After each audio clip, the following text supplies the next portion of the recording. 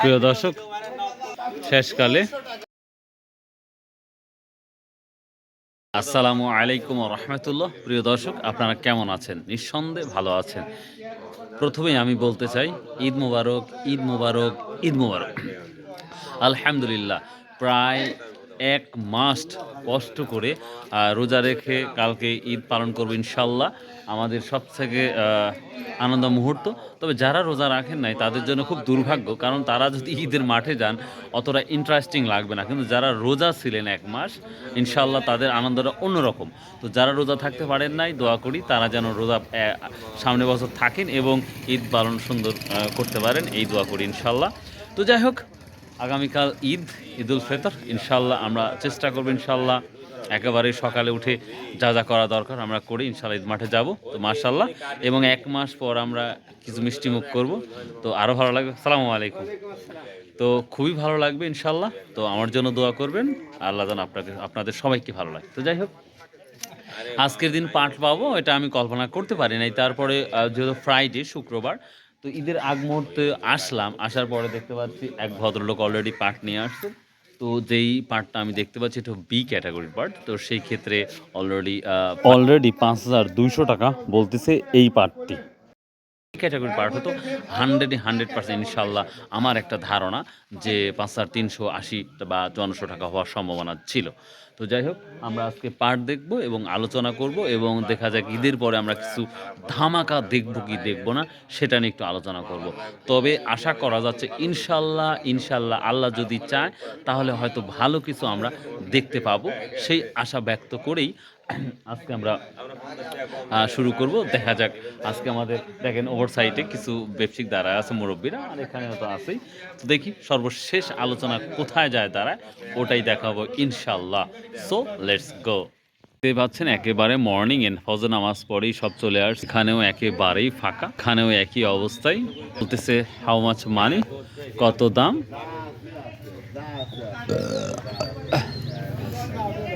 আমার বড় ভাই বলছে যা আছে আছে। আর ঈদের জন্য শেষ মুহূর্তে কিন্তু এই যে গরু জবাই করা হয়েছে মাশাল্লাহ। কত করে কেজি গরু? মহিষ না? ও, কত, ৮০০ না ৭০০? ৯০০? ও, সত্যি কি ৬০০? ও, তো প্রিয় দর্শক, আমরা যে পার্টটা দেখতেই পাচ্ছেন, এই পার্টটা আমরা বি ক্যাটাগরির পার্ট।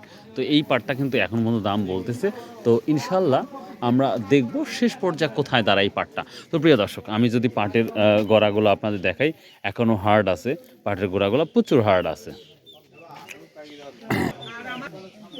আপনাদের বরাবরই বলে থাকি ভাই, কোথায় কি দাম যাচ্ছে আল্লাহর রাস্তা, প্লিজ প্লিজ আপনারা কিন্তু সাবস্ক্রাইব করে আপনারা কিন্তু অবশ্যই কমেন্ট করে জানাবেন যে কি অবস্থা, কি হাল হাকিকত, অবশ্যই কিন্তু আপনারা জানাবেন। এটা আপনাদের অনুরোধ থাকবে।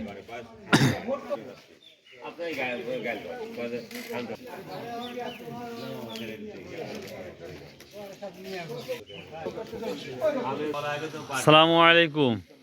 ঈদের পর কি আমরা ভালো কিছু দেখতে পাবো ইনশাল্লাহ?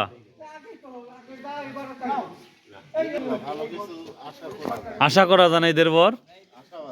আচ্ছা, আশাবাদী সবাই তো, আশা বুক ভাই ওইভাবেই তো আছে। দেখা যাক, আল্লাহ কবুল করুক। রসুন কি উঠানো শেষ হয়েছে আপনার? ঈদের আগে মানে আজকে তো? ও, আজকে শেষ হবে না? যাই হোক, মাশাল্লাহ। বড় ভাই 10 কাঠা রসুন লাগাইছে, প্রতি বছরই লাগায়। দেখা যায় রসুনের কি অবস্থা হয়।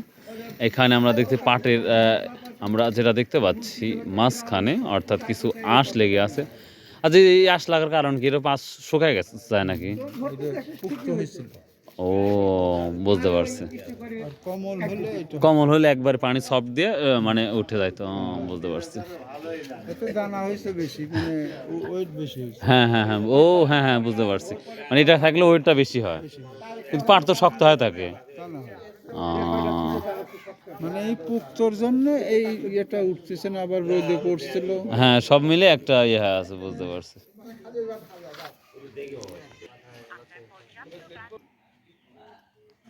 আর একটা পার্ট চলে আসতেছে ইনশাল্লাহ। যাই হোক, ৫-৬ কেজি ঈদের হাট, পাটের বাজার।